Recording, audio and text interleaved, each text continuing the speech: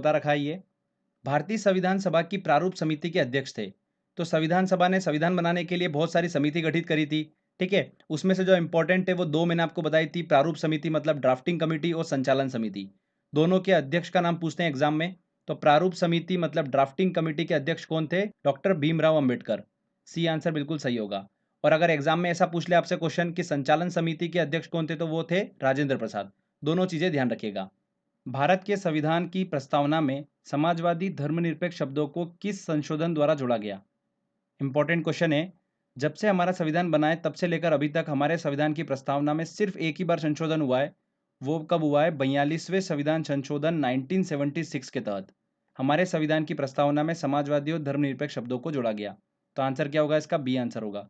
इससे रिलेटेड आपको मैंने एक चीज़ बता रखी थी कि 42वें संविधान संशोधन को ही क्या बोलते हैं? मिनी संविधान के नाम से जाना जाता है, ठीक है। इसमें बहुत सारी नई नई चीज़ें लेकर आए थे, जैसे कि मूल कर्तव्य, जो फंडामेंटल ड्यूटीज़ है उसको संविधान में स्थान दिया गया, आर्टिकल 51 क में रखा गया उसको, ठीक है। तो बहुत सारी इसके अंदर नई नई चीज़ें लेकर आए थे, इसीलिए इसको मिनी संविधान के नाम से भी जाना जाता है 42वें संविधान संशोधन को। चलिए दोस्तों अगला क्वेश्चन लेते हैं। भारत का संविधान पूर्ण रूप से तैयार हुआ था, कब हुआ था? 26 नवंबर 1950 को भारत का संविधान पूर्ण रूप से तैयार हो गया था। बी आंसर सही होगा। जिसे कब लागू किया गया था? 26 जनवरी 1950 को इसे लागू कर दिया गया था। अब ये वाली डेट क्यों चूज करी थी, ऐसा एग्जाम में क्वेश्चन पूछ लेते हैं, तो ध्यान रखिएगा। ये वाली 26 जनवरी की डेट इसलिए चूज करी गई थी कि 1930 में 26 जनवरी के दिन ही कांग्रेस ने स्वतंत्रता दिवस के रूप में मनाया था, इसीलिए ये डेट चूज की गई थी। ओके। भारतीय संविधान में मौलिक कर्तव्य का विचार लिया गया है, किस संविधान से लिया गया है? रूस के संविधान से। तो इसकी भी मैंने ट्रिक बना रखी है, आपको पता होगी, तो फटाक से आंसर मिल जाएगा आपको। निम्नलिखित में से कौन भारतीय राज्य व्यवस्था में सर्वोच्च है? भारतीय राज्य व्यवस्था में सर्वोच्च कौन है? संविधान। C answer. चलिए नेक्स्ट क्वेश्चन लेते हैं। वर्तमान में भारतीय संविधान में कुल कितनी अनुसूचियां हैं? तो फ्रेंड जब हमारा संविधान बना था तब हमारे संविधान में 22 भाग थे, 22 पार्ट्स थे, 8 अनुसूचियां थी और 395 आर्टिकल थे, 395 अनुच्छेद थे। ओके। वर्तमान में देखिए कितने हैं? 22 भाग है, अनुसूचियां जो है वो देखिए संशोधित होकर कितनी हो गई? 12 हो गई, और आर्टिकल जो है 395 एज इट इज है। तो ध्यान रखिएगा अनुसूची की संख्या कितनी हो गई? 12 हो गई। तो आंसर क्या होगा? सी आंसर सही होगा। मूल संविधान में कितनी अनुसूचियां थी? कितनी थी? 8 अनुसूचियां थी। संविधान की द्वितीय अनुसूची का संबंध किससे है? तो फ्रेंड्स अनुसूची पे मैंने ऑलरेडी ट्रिक बना रखी है, एक कविता के माध्यम से मैंने आपको देखिए संविधान की सारी अनुसूची याद करना बताई थी। वो कविता अगर आपको पता होगी, जो कि बहुत आसानी से आप उसको याद रख सकते हो, ठीक है, 4-5 बार प्रैक्टिस कर लेंगे तो आपका अनुसूची से क्वेश्चन कभी गलत ही नहीं होगा, नहीं तो आप बहुत ज़्यादा कन्फ्यूज होते रहोगे इसमें। तो वो कविता क्या थी मैं एक बार आपको बता देता हूँ। एसपी की शपथ लेकर राज्यसभा प्रतिनिधि अनुसूची क्षेत्र 5 देखने चल दिए, वहां जनजाति की शक्ति और भाषा देख संपत्ति पर कब्जा कर दल बदलना भूल गए, पंचायत नगर पालिका 11 और 12 है, देखते ही देखते याद हमको हो चुके। तो ये मैंने बनाई थी, अगर आप इसका एक बार वीडियो देख लेंगे तो आपको बहुत अच्छे से क्लियर हो जाएगा, जिसने नहीं देखा है। तो फ्रेंड देखिए क्या बोला था मैंने स्टार्टिंग में, एसपी की शपथ लेकर, तो एस पी, एस से बना स्टेट, पी से बना पैसा, तो पैसा से संबंधित है दूसरे नंबर की अनुसूची। तो देखिए यहाँ पर फ्रेंड्स महत्वपूर्ण पदाधिकारियों के वेतन से, बिल्कुल डी आंसर सही होगा। तो अनुसूची वाला एक बार वीडियो देख लीजिए जिसने नहीं देखा है, तो आप आसानी से सारे अनुसूची वाले क्वेश्चन सही करना सीख जाएंगे। चलिए अगला क्वेश्चन लेते हैं हम। भारत में सरकार की संसदीय प्रणाली कहाँ से ग्रहण की गई है? तो संसदीय प्रणाली को सबसे पहले ग्रहण किसने करा था? ब्रिटिश संविधान ने। और ब्रिटिश लोगों ने भारत पर राज करा तो वो भारतीयों को क्या सिखा के चले गए? संसदीय प्रणाली। ऐसे आपको मैंने ट्रिक से याद करवाया था, तो सी आंसर सही होगा। संविधान के किस अनुच्छेद में धन विधेयक मतलब मनी बिल की परिभाषा दी गई है? तो बड़ी आसानी से मैंने आपको याद करना सिखाया था, ये मनी बिल। तो ट्रिक क्या थी? मनी में देखिए आपको सिर्फ क्या लिखना है? एम और ओ लिखना है, ठीक है। मनी का आपने लिख लिया एम और ओ, तो बस ये आपकी ट्रिक थी। मैंने बताया था कि बीच वाला जो पोर्शन है साफ कर दो, तो क्या बन गया दोस्तों? ये 110 ऑटोमेटिक बन गया। मतलब अनुच्छेद 110 जो है वो धन विधेयक मतलब मनी बिल से संबंधित है। भारतीय संविधान में शामिल नीति निर्देशक सिद्धांत किसके संविधान से प्रेरित हैं? नीति निर्देशक सिद्धांत जो होता है उसको इंग्लिश में क्या बोलते हैं? Directive principle of state policy. तो किस संविधान से लिया गया है? ट्रिक क्या थी हमारी? नीति निर्देशक सिद्धांत में क्या है? धन का समान वितरण मतलब आय का समान वितरण, और आय से रिलेटेड देखिए एक ही वर्ड दिखेगा, आयरलैंड, मतलब डी आंसर सही होगा। बहुत बार एग्जाम में क्वेश्चन पूछा गया है, ये कम से कम 7 से 8 बार एग्जाम में पूछ लिया गया क्वेश्चन है, तो वेरी वेरी इंपॉर्टेंट है, ध्यान रखिएगा। चलिए अगला क्वेश्चन लेते हैं हम। भारतीय नागरिकों के मूल कर्तव्यों का विवरण संविधान के किस भाग में दिया गया है? तो फंडामेंटल ड्यूटीज जो है वो संविधान के किस भाग में उसका विवरण दिया गया है? भाग 4 क में। ठीक है, और किस अनुच्छेद में रखा गया है वो भी ध्यान रखिएगा, 51 क में उसे रखा गया है। संविधान के किस भाग में संविधान संशोधन की प्रक्रिया का उल्लेख है? तो संविधान के भाग 20 में अनुच्छेद 368 में संविधान संशोधन की प्रक्रिया का उल्लेख दिया गया है। सी आंसर, ये भी इंपॉर्टेंट क्वेश्चन है। वर्तमान समय में भारतीय संविधान में गणना की दृष्टि से कुल कितने अनुच्छेद और अनुसूचियां हैं? मैंने आपको बताया था अनुच्छेद कितने, 395, और अनुसूचियां कितनी अभी, 12 अनुसूचियां। तो बी आंसर बिल्कुल सही होगा। चलिए अगला क्वेश्चन लेते हैं। भारतीय संविधान में समानता का अधिकार 5 अनुच्छेदों द्वारा प्रदान किया है, वह कौन से हैं? तो फ्रेंड्स, समानता का अधिकार मतलब मौलिक अधिकार में, तो ये मैंने आपको बताए थे मौलिक अधिकार कितने हैं, हमारे 6 मौलिक अधिकार हैं। इसको याद करने की ट्रिक बताई थी मैंने आपको। ई एफ ने शोध किया किस पर? शिक्षा पर। तो ई से बना इक्वालिटी, एफ से बना फ्रीडम, शो से बना शोषण, ध से बना धर्म, और ये शिक्षा और संस्कृति। और छठा बचता है वो आता है संवैधानिक उपचारों का अधिकार, जो कि अनुच्छेद 32 में, इसे भीमराव अंबेडकर ने संविधान की आत्मा बोला है। ओके, तो ये जो है 6 मैंने आपको बताए थे मौलिक अधिकार। संविधान में जो हमारा मूल संविधान था उसके अंदर कितने मौलिक अधिकार थे? 7 थे। फिर 44वें संविधान संशोधन 1978 के तहत संपत्ति का जो अधिकार है उसे मौलिक अधिकार में से हटाकर विधिक अधिकार मतलब कानूनी अधिकार में डाल दिया गया 300A में। तो फ्रेंड, तब से मौलिक अधिकारों की संख्या कितनी हो गई? 6 हो गई है। ठीक है, तो पहला आता है इक्वालिटी। तो ये कहाँ से कहाँ तक है? आर्टिकल नंबर 14 से 18 तक। और यही पूछा है समानता का अधिकार, इक्वालिटी। तो क्या आंसर होगा? सी आंसर इसका बिल्कुल सही होगा। अगर फ्रीडम पूछते तो वो है 19 से लेकर 22 तक। तो ये सारा मैंने आपको ट्रिक से बता रखा है। अगर आपने वीडियो देखा होगा तो आप आसानी से आंसर लगा सकते हैं। भारत के संविधान का निम्नलिखित में से कौन सा अनुच्छेद अस्पृश्यता का उन्मूलन से संबंधित है तथा किसी भी रूप में इसके आचरण का निषेध करता है? तो अस्पृश्यता का उन्मूलन मतलब छुआछूत जो है वो दंडनीय अपराध है, अनुच्छेद 17 में बोला गया है। तो अनुच्छेद 17 संबंधित है उससे। भारतीय संविधान सभा के प्रथम दिन के अधिवेशन की अध्यक्षता इन्होंने की थी। किसने करी थी? डॉक्टर सच्चिदानंद सिन्हा ने करी थी। ठीक है फ्रेंड्स, ध्यान रखिएगा, इसकी जो पहली मीटिंग हुई थी 9 दिसंबर 1946 को नई दिल्ली में, उस अधिवेशन की अध्यक्षता किसने करी थी? सच्चिदानंद सिन्हा ने करी थी। उसके बाद में 11 दिसंबर को डॉक्टर राजेंद्र प्रसाद को संविधान सभा का स्थायी अध्यक्ष नियुक्त किया गया।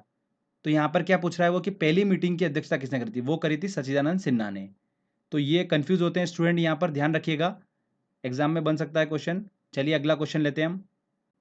नीति आयोग भारत के संविधान के किस अनुच्छेद के तहत संगठित किया गया? तो नीति आयोग किसके स्थान पर आया? योजना आयोग के स्थान पर आया। योजना आयोग एक गैर संवैधानिक निकाय है, तो उसके स्थान पर आया नीति आयोग। तो नीति आयोग भी एक गैर संवैधानिक निकाय है। ठीक है, मतलब संविधान में इसका कहीं पर भी उल्लेख नहीं है। तो फ्रेंड्स, इसमें आंसर क्या होगा? D answer. ठीक है, इंपॉर्टेंट है, नीति आयोग से काफ़ी क्वेश्चंस बनते हैं एग्जाम में। तो नीति आयोग पे मैंने वीडियो बना रखा है, अगर नहीं देखा है तो यूट्यूब पे आप सर्च कर लीजिए सिंपली नीति आयोग, सबसे पहला वीडियो अपना ही आएगा, वो आप देख लीजिए, काफ़ी इंपॉर्टेंट वीडियो है। तो नीति आयोग का फुल फॉर्म क्या होता है? National institution for transforming India. ठीक है, 1 जनवरी 2015 को इसकी स्थापना की गई थी, और इसके जो मुख्य कार्यकारी अधिकारी हैं मतलब CEO जो हैं वो कौन है? अमिताभ कांत हैं। तो ये बेसिक इन्फॉर्मेशन पता होना चाहिए। किसी राज्य में विधान परिषद की स्थापना और समाप्ति का प्रावधान भारतीय संविधान के किस अनुच्छेद में बताया गया है? तो देखिए, विधान परिषद बोला है।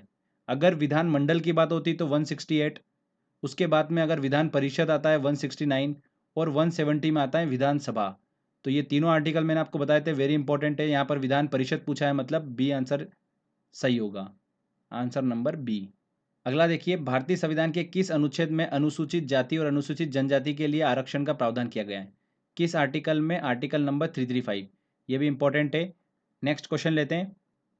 भारतीय संविधान के अनुच्छेद 1 में यह घोषणा की गई है कि इंडिया अर्थात भारत है क्या है? राज्यों का संघ है। एकात्मक विशिष्टताओं वाला संघीय राज्य है, संघीय विशिष्टताओं वाला संघीय राज्य, संघीय राज्य। देखिए, संघीय वर्ड जो है संविधान में कहीं नहीं है, तो ये तीनों ऑप्शन तो गलत हो गए। बचा कौन सा? राज्यों का संघ। तो आर्टिकल नंबर 1 में बोला है कि भारत जो है वो राज्यों का संघ है, ये आंसर। भारत संघ में कितने राज्य हैं? कितने राज्य हैं? 29 राज्य और 7 केंद्र शासित प्रदेश हैं। प्रथम भाषाई राज्य किसे बनाया गया था? तो आज़ादी के बाद देखिए 1953 में प्रथम भाषाई राज्य बनाया गया आंध्र प्रदेश को। ध्यान रखिएगा, पहला भाषाई राज्य कौन सा है? आंध्र प्रदेश। भारत के संविधान में मौलिक अधिकार, फंडामेंटल जो राइट्स हैं, वो मूल संविधान का हिस्सा था। बिल्कुल ए आंसर सही है। मौलिक अधिकारों का निलंबन कौन कर सकता है? मौलिक अधिकार का निलंबन कर सकता है राष्ट्रपति आपातकाल की सिचुएशन में, और इसमें संशोधन कौन कर सकता है? संसद कर सकता है। भारतीय संविधान के अंतर्गत मूल अधिकारों का संरक्षक कौन होता है? कौन होता है? न्यायपालिका। भारतीय संविधान का कौन सा अनुच्छेद छुआछूत उन्मूलन से संबंधित है? अभी बताया मैंने आपको, अनुच्छेद 17। स्वतंत्रता का अधिकार, देखिए फ्रीडम राइट्स, संविधान के किन अनुच्छेदों में वर्णित हैं? तो मैंने क्या बताया था? EF ने शोध किया किस पर? शिक्षा पर। यही हमारी ट्रिक थी। तो E से बना इक्वालिटी, F से बना फ्रीडम। तो ये 14 से 18, फ्रीडम वाला मैंने आपको बताया था 19 से 22। तो आंसर क्या होगा इसका? B answer. ठीक है। ध्यान रखिएगा एक और चीज, 19A में प्रेस की स्वतंत्रता का अधिकार बताया गया है। तो 19A वाला क्वेश्चन भी एग्जाम में पूछा जा सकता है। भारतीय संविधान के अनुसार संपत्ति का अधिकार क्या है? देखिए फ्रेंड्स, संपत्ति का अधिकार जो था पहले मौलिक अधिकार था। 44वें संविधान संशोधन 1978 के तहत संपत्ति के अधिकार को मौलिक अधिकार जो है, फंडामेंटल राइट्स हैं, उसमें से हटा दिया गया और कानूनी अधिकार में शामिल कर लिया गया आर्टिकल नंबर 300A में। ठीक है। तो ये क्या है? विधिक अधिकार है। ये भी एग्जाम में क्वेश्चन काफी पूछा जाता है। अगला क्वेश्चन लेते हैं। भारतीय संविधान के किस अनुच्छेद में राज्य के नीति निर्देशक तत्वों का उल्लेख मिलता है? तो फ्रेंड देखिए, 12 से लेकर 35 तक क्या आ गए? हमारे फंडामेंटल राइट्स आ गए। 36 से लेकर 51 तक आते हैं हमारे राज्य के नीति निर्देशक तत्व। तो आंसर क्या होगा इसका? सी आंसर सही होगा। 51 क में आता है हमारा, क्या आता है? मूल कर्तव्य, फंडामेंटल ड्यूटीज। तो मेनली इन तीनों से ही क्वेश्चन पूछते हैं। ठीक है, तीनों चीज आपको क्लियर है, मतलब आपका क्वेश्चन सही हो जाएगा। अच्छा, मैंने एक और चीज बताई थी आपको कि राज्य के नीति निर्देशक तत्व में 36 से 51 तक तो हमको पता है, पर इनमें से इंपॉर्टेंट मैंने आपको बताए थे 40, 48, 48 क और 51। ये मैंने चार आपको बताए थे। चारों आर्टिकल इंपॉर्टेंट है। 40 वाला आर्टिकल जो है, आर्टिकल 40, वो ग्राम पंचायत संगठन संबंधित है। आर्टिकल नंबर 48 कृषि पशुपालन संगठन संबंधित है। आर्टिकल नंबर 48 क वेरी वेरी इंपॉर्टेंट, पर्यावरण एवं वन्य जीव संरक्षण संबंधित है। आर्टिकल नंबर 51 अंतर्राष्ट्रीय शांति सुरक्षा संबंधित है। तो ये चारों आपको ध्यान रखना है, बाकी आपको याद रखने की बिल्कुल भी जरूरत नहीं है। संविधान में राज्य के नीति निर्देशक तत्वों को शामिल करने के पीछे क्या उद्देश्य था? क्या उद्देश्य था? इकोनॉमिक एंड सोशल डेमोक्रेसी, सामाजिक आर्थिक लोकतंत्र की स्थापना करना इसका मुख्य उद्देश्य था। समान कार्य के लिए एक समान वेतन भारत के संविधान में सुनिश्चित किया गया एक क्या है? मौलिक अधिकार है, मौलिक कर्तव्य है, आर्थिक अधिकार है, या राज्य के नीति निर्देशक सिद्धांत है? तो मैंने आपको बताया था कि राज्य के नीति निर्देशक सिद्धांत में धन का समान वितरण, आय का समान वितरण, तो ये क्या बात कर रहा है? समान कार्य के लिए समान वेतन, मतलब धन का समान वितरण हो, तो वो राज्य के नीति निर्देशक सिद्धांत का अंग है। बिल्कुल डी आंसर सही होगा। देखिए क्वेश्चन है, इंपॉर्टेंट है क्वेश्चन ये, भारत के प्रत्येक नागरिक का कर्तव्य होगा प्राकृतिक पर्यावरण का संरक्षण एवं सुधार। उपरोक्त कथन संविधान के किस अनुच्छेद में संदर्भित है? किसमें है? 48A में। भारत के संविधान के अनुसार भारतीय नागरिकों के मूल कर्तव्य निम्नलिखित में से क्या हैं? मूल कर्तव्य मतलब फंडामेंटल ड्यूटीज। राष्ट्रगान ध्वज का सम्मान करना बिल्कुल है। वैज्ञानिक प्रवृत्ति का विकास ये भी है। राष्ट्रीय एवं सांस्कृतिक विरासत का संरक्षण एवं परीक्षण ये भी है।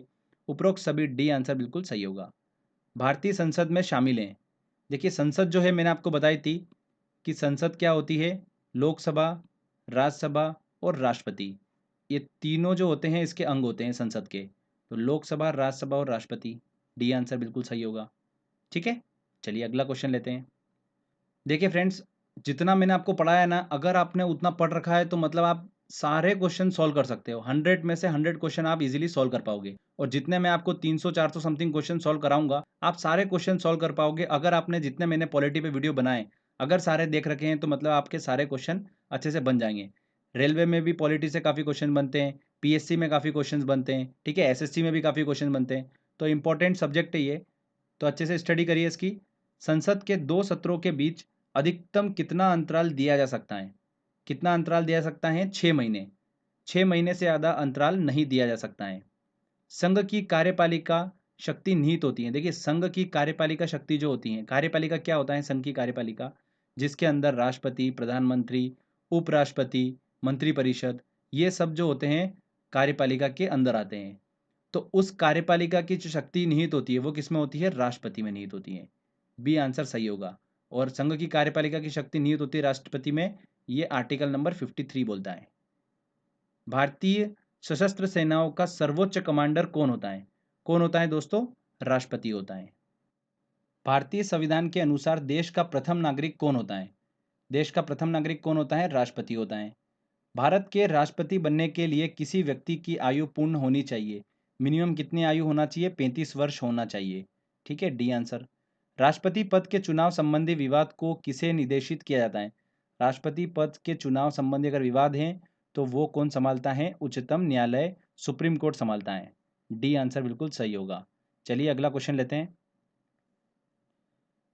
भारतीय संविधान का कौन सा अनुच्छेद राष्ट्रपति को उच्चतम न्यायालय से परामर्श करने की शक्ति प्रदान करता है? ये भी क्वेश्चन मैंने आपको बताया था कि राष्ट्रपति जो है वो उच्चतम न्यायालय से परामर्श ले सकता है किस किस मैटर पे? लॉ, फैक्ट और पब्लिक इंपॉर्टेंस के मैटर पे राष्ट्रपति जो है वो उच्चतम न्यायालय से परामर्श ले सकता है। ये आर्टिकल बोलता है 143, तो मतलब सी आंसर। नेक्स्ट देखिए, भारत के प्रथम उपराष्ट्रपति थे। अब एग्जाम में देखिए दो क्वेश्चन पूछे जाते हैं बिल्कुल सिमिलर। भारत के पहले उपराष्ट्रपति कौन थे और भारत के पहले उप प्रधानमंत्री कौन थे? दोनों कंफ्यूजन पैदा करते हैं, तो मैं आपको अच्छे से क्लियर कर देता हूं। पहले उपराष्ट्रपति जो थे वो कौन थे? डॉक्टर सर्वपल्ली राधाकृष्णन। ठीक है। अगर पूछते हैं कि पहले उप प्रधानमंत्री कौन थे, तो वो कौन थे? सरदार पटेल। दोनों को ध्यान रखिएगा, वेरी वेरी इंपॉर्टेंट है। और जो उपराष्ट्रपति होता है वो क्या होता है? राज्यसभा का पदेन सभापति होता है। और ये आर्टिकल बोलता है 64। उपराष्ट्रपति का चुनाव करने वाली निर्वाचन संस्था के सदस्य कौन होते हैं?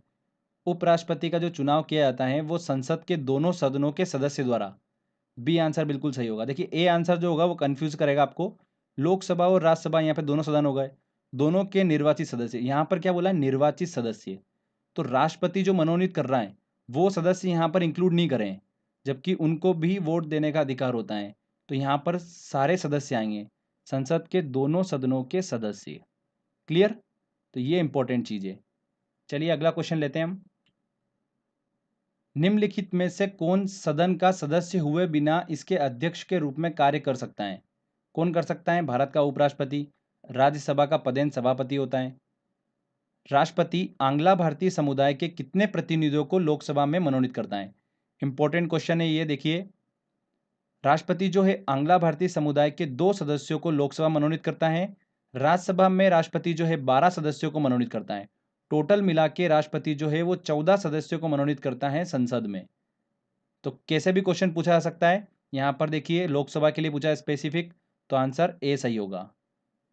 लोकसभा में आंग्ला भारतीय समुदाय के 2 सदस्यों को मनोनीत करने की शक्ति किसके पास होती है? राष्ट्रपति के पास में। घुमा फिरा के क्वेश्चन पूछे जा सकते हैं।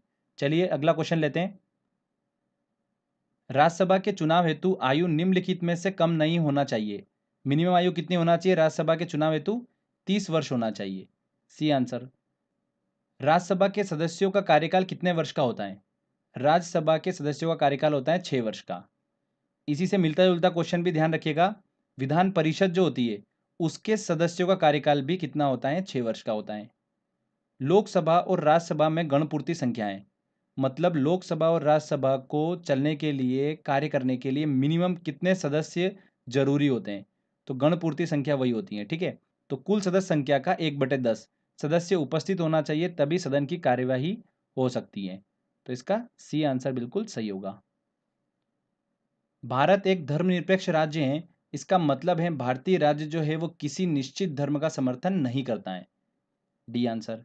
निम्नलिखित में से कौन सी एक वह मूल आधारिका है जिससे भारतीय संविधान विकसित हुआ है? किससे हुआ है? भारत शासन अधिनियम 1935। A answer. संविधान के किस भाग में नीति निर्देशक तत्वों का उल्लेख किया गया है? किस भाग में किया गया है नीति निर्देशक तत्वों का उल्लेख? 4 में। ठीक है। 3 में क्या किया गया है?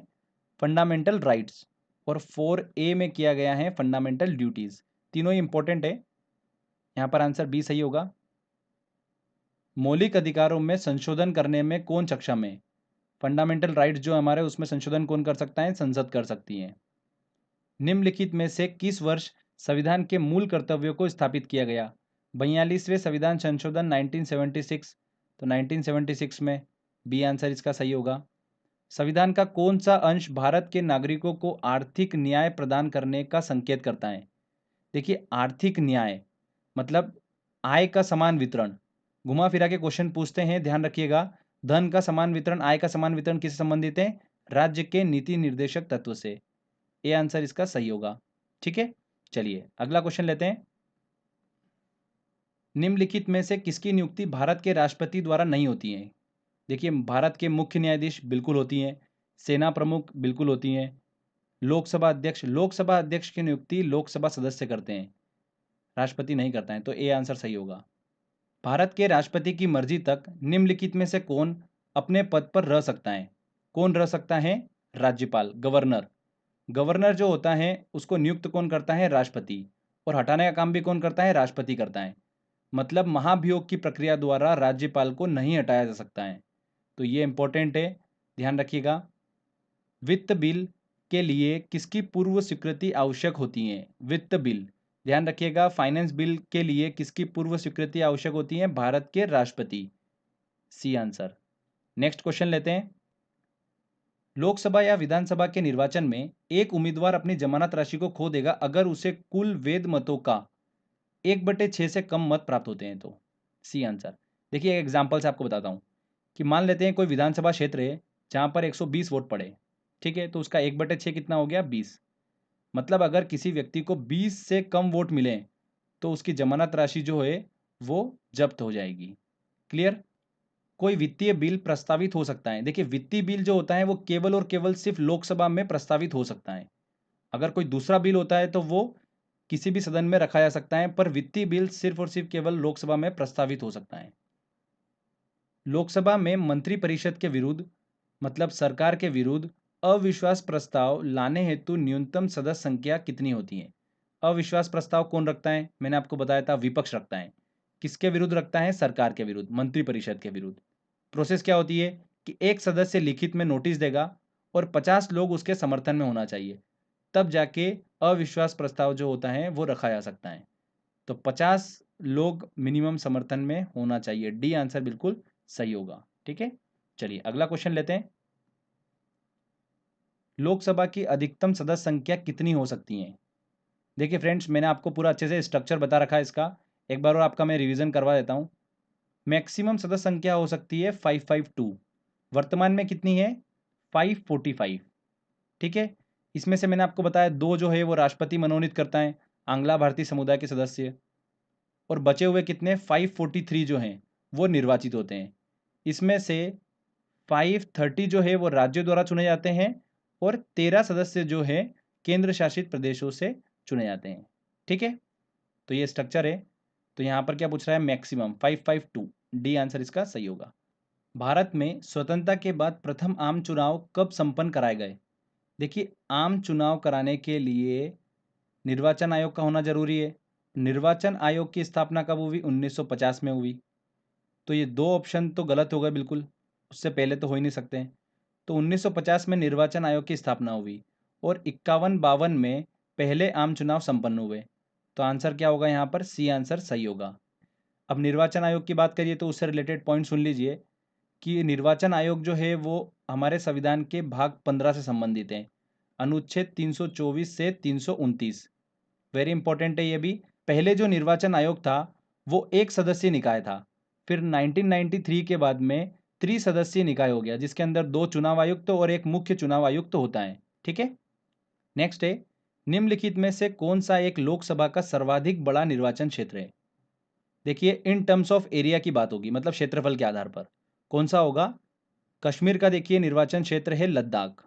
बी आंसर बिल्कुल सही होगा।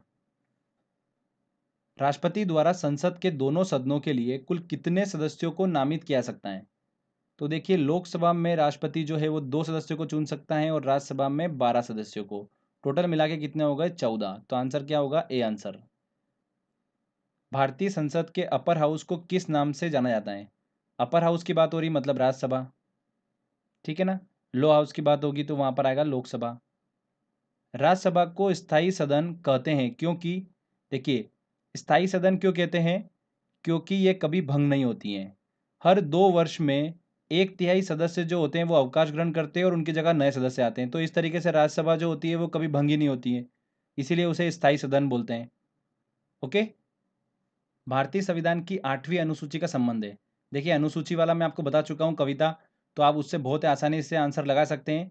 8वीं अनुसूची का संबंध है भाषाओं के साथ में। दल बदल के आधार पर अयोग्यता संबंधित विवरण किस अनुसूची में है? दल बदल, तो देखिए दल बदल में आगे का वर्ड क्या आ रहा है? द, और द से 10 बनता है ना, तो आंसर सी सही होगा। इस तरीके से भी आप याद रख सकते हो। भारतीय संविधान की 10वीं अनुसूची किसे संबंधित है? किसे संबंधित है? दल बदल कानून से।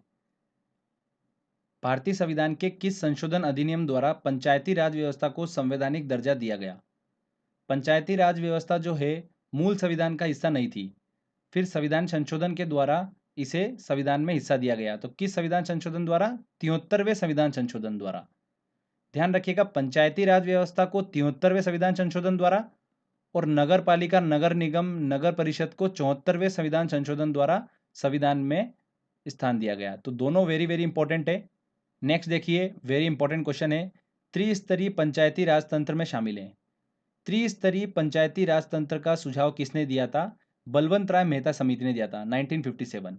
गांव के विकास के लिए उन्होंने बोला कि ग्राम पंचायत हो, खंड ब्लॉक स्तर के विकास के लिए पंचायत समिति हो, जिले के विकास के लिए जिला परिषद हो। तो ये बोला था बलवंत राय मेहता समिति ने, त्रिस्तरीय पंचायती राज व्यवस्था का सुझाव दिया था। आंसर क्या होगा? देखिए सी आंसर होगा, ग्राम पंचायत, ब्लॉक अथवा पंचायत समिति और जिला परिषद। यदि पंचायत भंग होती है तो किस अवधि के अंदर निर्वाचन होंगे? किस अवधि के अंदर? 6 माह के अंदर। किसकी रिस्पॉन्सिबिलिटी होती है? राज्य सरकार की रिस्पॉन्सिबिलिटी होती है पंचायत चुनाव की। ये भी इंपॉर्टेंट है, इसको भी ध्यान रखिएगा। संविधान के किस अनुच्छेद में संविधान संशोधन प्रक्रिया का उल्लेख है? किस अनुच्छेद में? अनुच्छेद 368। अगर हम पार्ट की बात करेंगे, भाग की बात करेंगे, तो भाग है 20। दोनों चीज ध्यान रखिएगा। संविधान में संशोधन की पहल की जा सकती है। संविधान में संशोधन की पहल की जा सकती है संसद के किसी भी सदन में। D answer. वर्ष 2012 का 97वां संशोधन अधिनियम किस विषय से संबंधित है? किस विषय से संबंधित है? देखिए संविधान संशोधन मैंने आपको बताए थे, 12 इंपॉर्टेंट संविधान संशोधन बताए थे। वीडियो बहुत इंपॉर्टेंट है, वो अगर आपने देखा होगा तो बड़ी आसानी से आप टिक कर सकते हो। सहकारी समिति कोऑपरेटिव सोसाइटी के गठन एवं क्रियाकलाप से संबंधित है 97वां संविधान संशोधन। B answer. अगला क्वेश्चन लेते हैं, इंपॉर्टेंट क्वेश्चन है, तीनों पीएससी एग्जाम में बन सकते हैं क्वेश्चन ऐसे। भारत सरकार के बजट में कुल घाटे में किस घाटे का सबसे अधिक योगदान होता है? किस घाटे का होता है? राजकोषीय घाटे का सबसे ज्यादा योगदान होता है, फिस्कल डेफिसिट का। बी आंसर सही होगा। अब बजट डेफिसिट, फिस्कल डेफिसिट क्या होता है, ये सब मैं आपको बजट वाले लेक्चर में अच्छे से समझा चुका हूं। बजटीय डेफिसिट क्या होता है? देखिए जो टोटल एक्सपेंडिचर है गवर्नमेंट का, उसमें से जब हम माइनस कर देते हैं टोटल रिसीट्स को, मतलब कुल व्यय में से माइनस कर देते हैं कुल प्राप्ति को, तो वो क्या कहलाता है? बजट डेफिसिट कहलाता है, बजटीय घाटा कहलाता है। ठीक है। फिस्कल डेफिसिट क्या होता है? जो टोटल एक्सपेंडिचर है गवर्नमेंट का, उसमें से माइनस कर दो टोटल रिसीट्स एक्सेप्ट बोरोइंग। ठीक है, जो भी उन्होंने बैंकों से जो बोरो करा है उसको छोड़ दो, तो इस अंतर को क्या बोलते हैं? फिस्कल डेफिसिट बोलते हैं। क्लियर? देखिए total expenditure as it is है, पर यहां पर प्राप्ति और कम हो गई, तो एक्सपेंडिचर बढ़ गया मतलब घाटा बढ़ गया, तो राजकोषीय घाटा ज्यादा हो गया। ऑब्वियस ही बात समझ में आ रहा है। तो यहां पर आंसर क्या होगा? B answer. तो ये दोनों चीजें मैं अच्छे से क्लियर कर चुका हूं, तो बजट वाला लेक्चर देखा होगा तो आसानी से आप समझ पा रहे होंगे। ठीक है फ्रेंड्स, बजट जो है वो हमारे संविधान में कहीं पर भी बजट शब्द का उल्लेख नहीं किया गया है, उसकी जगह पर क्या शब्द का उल्लेख किया गया है? वार्षिक वित्तीय विवरण। इस चीज का भी ध्यान रखिएगा। वार्षिक वित्तीय विवरण का हमारे संविधान के 112 में उल्लेख मिलता है। ठीक है। भारत सरकार के बजट के आंकड़ों में कुल व्यय और कुल प्राप्ति के अंतर को क्या कहते हैं? देखिए अभी हमने देखा total expenditure minus total receipts क्या कहलाता है? बजटीय घाटा कहलाता है। तो आंसर क्या होगा? B answer. चालू वित्तीय वर्ष के परिणामों को आधार मानकर अगले वर्ष का बजट तैयार करना क्या कहलाता है? देखिए फ्रेंड्स, चालू वित्तीय वर्ष जो करंट में चल रहा है उसके परिणामों को आधार मानकर अगले वर्ष का बजट तैयार करना क्या कहलाता है? परफॉर्मेंस बजट कहलाता है। जीरो बेस बजट क्या होता है? कि पुराने वित्तीय वर्ष को सब भूल जाओ, फ्रेश नए सिरे से बजट तैयार करना क्या कहलाता है? जीरो बेस बजट कहलाता है। आउटकम बजट क्या कहलाता है? हर तिमाही समीक्षा करना, तो वो आउटकम बजट हो गया। तो यहाँ पर देखिए, समझ में आया आपको? सी वाला आंसर बिल्कुल सही होगा, निष्पादन बजट। चलिए अगला क्वेश्चन लेते हैं। भारतीय राज्यों में राज्यपाल की नियुक्ति कौन करता है? राज्यपाल की नियुक्ति कौन करता है दोस्तों? राष्ट्रपति करता है। इसको शपथ दिलाने का काम कौन करता है? उच्च न्यायालय का मुख्य न्यायाधीश। जो हाई कोर्ट का मुख्य न्यायाधीश होता है वो उसको राज्यपाल को शपथ दिलाने का काम करता है। राज्यपाल के लिए मिनिमम आयु कितनी होना चाहिए? 35 वर्ष होना चाहिए। तो ये कुछ बेसिक पॉइंट है, पता होना चाहिए आपको। 6 वर्ष की आयु से 14 वर्ष की आयु के बीच के सभी बच्चों को शिक्षा का अधिकार, ये हमारा क्या है? मौलिक अधिकार है, मूल अधिकार है। बी आंसर इसका सही होगा। निम्न में से किसको हटाने का प्रावधान संविधान में नहीं है? देखिए, संविधान में गवर्नर को हटाने का प्रावधान नहीं दिया गया है। ठीक है, राष्ट्रपति इसको मनोनीत करता है, राष्ट्रपति हटा सकता है। महाभियोग की प्रक्रिया द्वारा गवर्नर को नहीं हटाया जा सकता। तो संविधान में इसको हटाने का कहीं भी उल्लेख नहीं मिलता है। ठीक है, चलिए अगला क्वेश्चन लेते हैं। मुख्यमंत्री की नियुक्ति की जाती है, किसके द्वारा की जाती है? राज्यपाल के द्वारा। राज्यपाल को पद की शपथ किसके द्वारा दिलाई जाती है? इंपॉर्टेंट है ये क्वेश्चन। राज्यपाल को कौन दिलाता है? उच्च न्यायालय के मुख्य न्यायाधीश द्वारा। जिला न्यायालयों के न्यायाधीश की नियुक्ति किसके द्वारा की जाती है? राज्यपाल के द्वारा की जाती है। चलिए नेक्स्ट क्वेश्चन लेते हैं। भारत के नियंत्रक तथा महालेखा परीक्षक की नियुक्ति कौन करता है? नियंत्रक तथा महालेखा परीक्षक, controller and auditor general of India, cake बोलते हैं इसको। इसका हमारे संविधान के अनुच्छेद 148 में उल्लेख मिलता है। इसकी नियुक्ति कौन करता है? राष्ट्रपति करता है। कितने वर्ष के लिए? 6 वर्ष के लिए। इसका काम क्या होता है? संचित निधि के व्यय की समीक्षा करना। तो नियुक्ति कौन करता है? राष्ट्रपति, सी आंसर। लोक लेखा समिति में कितने सदस्य हैं? देखिए फ्रेंड, समिति से रिलेटेड क्वेश्चन अगर आता है तो आपको देखिए 2 समिति के बारे में आपको जानकारी होना चाहिए। पहले तो लोक लेखा समिति और प्राक्कलन समिति। लोक लेखा समिति को क्या बोलते हैं? पब्लिक अकाउंट कमेटी बोलते हैं। और प्राक्कलन समिति को बोलते हैं एस्टीमेट कमेटी। ठीक है, तो लोक लेखा समिति जो होती है उसमें कितने सदस्य होते हैं? 22 सदस्य होते हैं। और जो प्राक्कलन समिति होती है मतलब एस्टीमेट कमेटी, उसमें कितने सदस्य होते हैं? 30 सदस्य होते हैं। सबसे बड़ी समिति यही होती है, प्राक्कलन समिति। अब जो 22 सदस्य होते हैं इसके अंदर लोक लेखा समिति में, उसमें 15 जो होते हैं वो लोकसभा के होते हैं और 7 जो होते हैं राज्यसभा के होते हैं। जबकि जो प्राक्कलन समिति होती है इसमें राज्यसभा का कोई भी सदस्य नहीं होता है। तो ये बेसिक अंतर आपको पता होना चाहिए। देखिए, दोनों का जो काम होता है वो लगभग बराबर ही होता है। सरकारी धन के व्यय की जांच करना इसका काम होता है। इसमें एक चीज और ध्यान देने वाली बात है कि लोक लेखा समिति का जो अध्यक्ष होता है उसकी नियुक्ति कौन करता है? लोकसभा का अध्यक्ष करता है। ठीक है, विपक्षी दल का नेता होता है वो। तो ये आपको पता होना चाहिए। लोक लेखा समिति में कितने सदस्य होते हैं? 22, बी आंसर। निम्नलिखित में से कौन सी एक सबसे बड़ी संसदीय समिति है? कौन सी है? प्राक्कलन समिति, एस्टीमेट कमेटी, बी आंसर इसका सही होगा। तो बस ये 2 समिति के बारे में अगर आपको पता है तो क्वेश्चन आपका सॉल्व हो जाएगा। बेसिकली दोनों से पूछते हैं क्वेश्चन। भारतीय संविधान के निम्नलिखित अनुच्छेदों में कौन राज्य की विधानसभाओं के निर्वाचन का प्रावधान करती है? राज्य की विधानसभाओं संबंधित 170, ए आंसर। विधानसभा अध्यक्ष का चुनाव कौन करता है? विधानसभा के सदस्य करते हैं। किस राज्य में विधानसभा सदस्यों की संख्या सबसे अधिक है? किस राज्य में? उत्तर प्रदेश में। उत्तर प्रदेश में सबसे ज्यादा विधानसभा सदस्यों की संख्या है 403। ठीक है, मैक्सिमम विधानसभा के सदस्यों की संख्या कितनी हो सकती है? 500 हो सकती है। मिनिमम कितनी? 60। पर ध्यान रखिएगा, गोवा, मिजोरम, सिक्किम अपवाद है, वहां पर 60 से कम सीटें हैं। अभी हाल ही में देखिए विधान परिषद से क्वेश्चन पूछा गया था कि विधान परिषद में मैक्सिमम सदस्य संख्या कितनी हो सकती है? तो उस राज्य के विधानसभा के सदस्यों की संख्या का 1/3। वेरी वेरी इंपॉर्टेंट है ये भी, ये एग्जाम में क्वेश्चन पूछा गया था, इसको भी ध्यान रखिएगा। चलिए अगला क्वेश्चन लेते हैं। निम्न में से कौन सा विषय राज्य सूची में सम्मिलित नहीं है? तो हमारे संविधान की 7वीं अनुसूची जो है वो केंद्र और राज्य के शक्ति बंटवारे से संबंधित है। ठीक है, जिसके अंदर 3 सूचियां दी गई हैं, राज्य सूची, समवर्ती सूची मतलब कॉन्करेंट लिस्ट, और यूनियन लिस्ट मतलब संघ सूची। 3 सूचियों के बारे में बताया गया है और मैंने अच्छे से आपको ट्रिक के माध्यम से याद करा रखा है कि कौन सी सूची में कौन सा विषय है। तो देखिए यहाँ पर क्या बोल रहा है वो कि राज्य सूची में सम्मिलित कौन सा नहीं है? पुलिस राज्य सूची में सम्मिलित है, न्याय ये भी राज्य सूची में सम्मिलित है, जेल भी है, शिक्षा जो है वो समवर्ती सूची में सम्मिलित है। 42वें संविधान संशोधन के द्वारा शिक्षा को राज्य सूची से निकालकर समवर्ती सूची में डाल दिया गया था। शिक्षा, मजदूर संघ, ठीक है, जंगल, ये जो सब जितने भी बता रहा हूँ मैं आपको विषय, ये सभी समवर्ती सूची के विषय हैं। तो यहाँ पर डी आंसर सही होगा। भारतीय संविधान की समवर्ती सूची की धारणा किस देश के संविधान से ली गई है? तो ये मैंने आपको ट्रिक से बता रखा है। देखिए, समवर्ती सूची काफ़ी अच्छी चीज़ है कि ऐसी सूची जहाँ पर बहुत सारे विषय रखे गए और उन पर कानून बनाने का अधिकार केंद्र के पास भी है और राज्य के पास भी है। तो ये एक बिल्कुल ऑसम चीज़ है। सम से बना था हमारा ऑसम, ठीक है ना। तो सम तो हो गया समवर्ती सूची का, और हो गया हमारा ऑस्ट्रेलिया का। ये मैंने आपको ट्रिक बताई थी। तो सी आंसर सही होगा। निम्न में से कौन से विषय हमारे संविधान की समवर्ती सूची में शामिल नहीं है?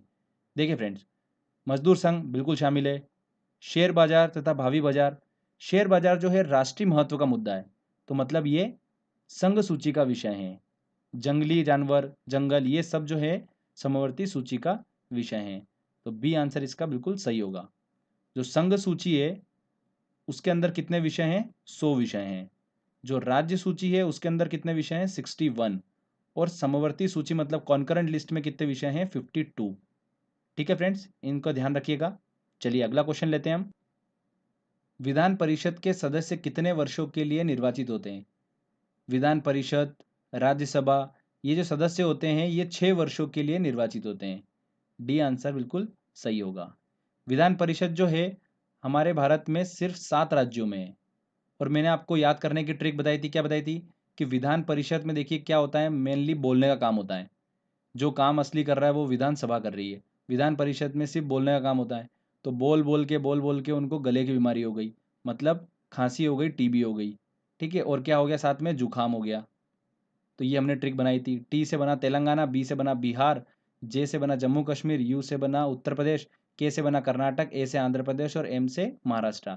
इन सभी राज्यों में क्या है? विधान परिषद है। तो ये हमने ट्रिक से याद करा था। एग्जाम में क्वेश्चन पूछा जाता है, आपको 4 ऑप्शन दे देंगे स्टेट के और पूछ लेंगे कि किस में विधान परिषद नहीं है। ऐसे काफ़ी क्वेश्चन एग्जाम में बनते हैं। किसी राज्य में विधान परिषद की संरचना अथवा विघटन किया जा सकता है? किसके द्वारा किया जा सकता है? संसद द्वारा राज्यपाल की अनुशंसा पर। C answer. राज्य के विधान परिषद के कितने सदस्य विधानसभा द्वारा चुने जाते हैं? देखिए, आपको 2 चीज ध्यान रखना है कि विधानसभा द्वारा कितने चुने जाते हैं और राज्यपाल द्वारा कितने चुने जाते हैं। विधानसभा के द्वारा चुने जाते हैं 1/3 सदस्य, और राज्यपाल के द्वारा चुने जाते हैं 1/6 सदस्य। ठीक है, दोनों वेरी इंपॉर्टेंट है। तो 1/3 मतलब बी आंसर इसका सही होगा। विधानसभा द्वारा चुने जाते हैं 1/3 सदस्य। चलिए अगला क्वेश्चन लेते हैं। विधान परिषद के कितने सदस्य राज्य के राज्यपाल द्वारा मनोनीत किए जाते हैं? कितने सदस्य किए जाते हैं राज्यपाल द्वारा? 1/6 सदस्य, मतलब सी आंसर इसका सही होगा। तो फ्रेंड्स देखिए, यहाँ पर हमने टेस्ट 1 को अच्छे से कंप्लीट कर लिया है। इसमें हमने 100 क्वेश्चन कंप्लीट करें हैं। काफ़ी इंपॉर्टेंट क्वेश्चन है सभी। अगला जो टेस्ट 2 आएगा इसका, उसमें हम 101 से 200 क्वेश्चन तक कवर करेंगे। और इसी तरीके से मैं आपको 300 प्लस पॉलिटी के इंपॉर्टेंट क्वेश्चन सॉल्व कराऊंगा।